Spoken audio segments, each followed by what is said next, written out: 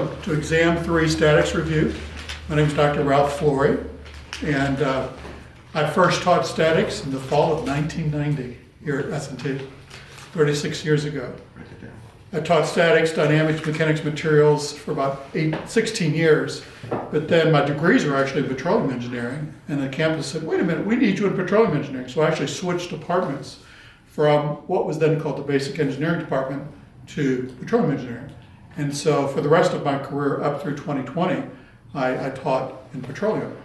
But once the campus offered me an early retirement deal in 2020, and that I had to take, but because it was a good deal.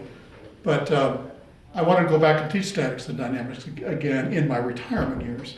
So I've been teaching them part-time for the last 5 or 6 years. And so as I'm fading into retirement, I have all these notes on teaching statics. And I thought, you know what, I would like to put that out on the internet, put it on a YouTube channel for students and for any young teachers who are teaching statics for the first time. And so that's it's just to preserve it for posterity's sake anyway. So thank you for being guinea pigs, and appreciate Zane for helping me with the project and helping me with the videos. And also it's odd, we're starting in the middle of the semester with the project. We just started at the beginning, but it seemed like the need was there and the interest was there, and I thought, well, let's just get started. Let's just take the plunge and get started. So we're making history tonight in one way, shape, or form. So the goal of this review again is preparation for the third exam, the typical third exam here at Rolla. And these are basically the 4 sections on a typical third exam. So typical third exam is going to be 20 plus multiple choice questions. The first section is going to be internal forces. The second section is going to be shear and bending moment diagrams, which includes both graphical and equations. The third section is friction, so general friction problem, maybe something about wedges, something about belt friction. And then finally, the fourth section is centroids by integration, composite areas, and Pappas and Goldina's theorems. Anyway, so where are you at in your classes now? Have you started centroids yet? Yeah, we just started integration. Just started that. Okay, good. So those are the 4 sections.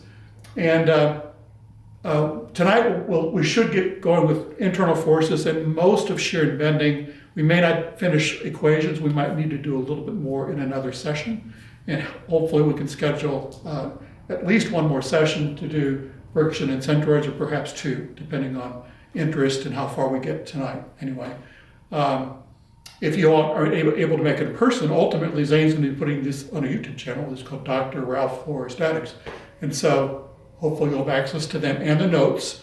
If you send Josh Gilbert your email or me, we'll send you the link. These notes are in a OneDrive anyway, so you've got access to the notes. So some things I'll just show you here, but you'll have access to these wherever you are. What I want to start with is the crib sheet, because basically here at S&T, they attach the standard Hibbler crib sheet to exam 3. But the question is, what's on this crib sheet and what's not on the crib sheet? And there's a few things that are fairly important that aren't on here. So let's just give you a quick guided tour of the script sheet. And let me pull up the crib sheet too.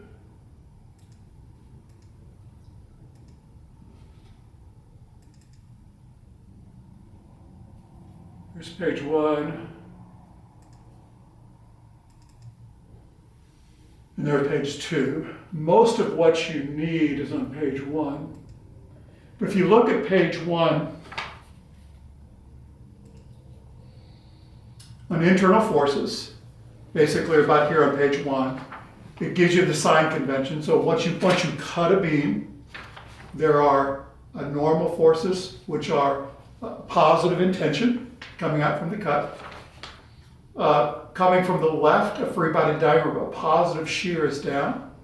Coming from the right, a positive shear is up. You might say, why are they equal and opposite? Well, once you cut it, you have equal and opposite forces. And so a down shear on this guy is an up shear on this guy. Bending moment at the cut. So a positive curvature is upward. And so a positive bending moment produces upward curvature of your beam. And so a positive or upward acting bending moment is a positive curvature. In class, if you're drawing from a beam from the left, coming from the left, positive shear is down, positive moment is up and axial.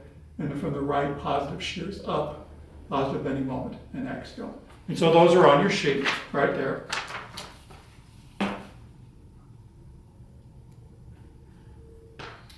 Also on your sheet, they give you these jumps. It basically says, well, draw a shear bending, a downward jump, a counterclockwise couple produces a downward jump in the moment diagram, and a clockwise couple produces an upward jump. And this is partly true. This is true of a couple interior to a beam, but a couple on the beam ends of the beam are slightly different than this case, which I'll show you. So this isn't the whole truth. This is true of a couple in the interior of a beam.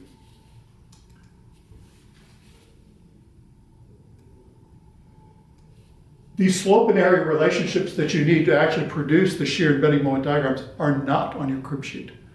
And so these guys you're going to have to memorize. And if you're struggling to memorize them, I would write them over and over and over again so you haven't committed to memory. But if you don't, while you're waiting to start your test, turn the test over and write these out while you're still fresh in your brain.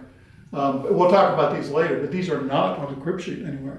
And these are the guys, the slope of the shear at a point is equal to the value of the load function at that point.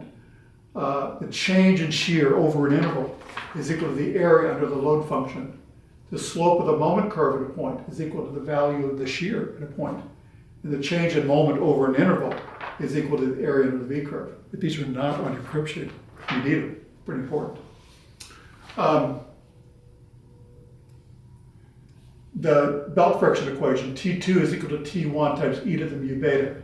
We won't do any examples of that tonight, but we will in a further section. But that equation is right here on the crib sheet.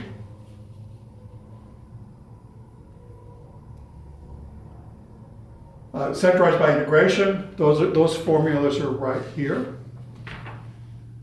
But the crib sheet does not have the formulas for the discrete cases, which is basically the same function, but instead of the continuous integral, you've got these discrete sums for shapes made of composite areas. So just realize, again, these follow from there. They're not hard, but they're not on the crib sheet. Hacker-Gleidinas theorems are down here at the very bottom, right here. And so if you're finding the surface area of a volume of revolution, this is the equation you use. And then if you're finding the volume of a shape due to revolution, this is the formula you use. And you haven't quite gotten to that yet, but it's not too hard. But that's it. And then finally, the second page, it's got all your different centroids here. So all of the centroids of common shapes, rectangles, triangles, half circles, and whatever. And we'll deal with those later. So that's a review of what's on the exam and the crib sheet. And so just you need to familiarize yourself with the crib sheet. Questions on that? Okay.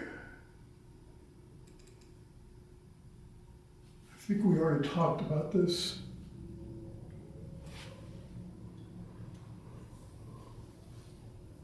There's a friction in centroids. We'll talk more in another class, in another review session. Okay, let's talk about internal forces. So there's practice exams out there. We'll get to these practice. There's basically 3 different practice exams. There's an A, there's a B, and then there's a 2022 spring practice exam. And we'll come back to these, but these will be very helpful to you, obviously. These older ones, A and B, aren't quite the way our current exam is. They may not be multiple choice, but they're good example problems. The 2022 spring exam is more like what we currently do. And so here's a first section that's internal forces. The second section that's shear and bending. The third section that's friction. And then another section that's centroids. So it's a more typical exam of what we're doing these days. And we'll get into this a little bit more. So there's basically a folder on practice exams, and we'll get back to that.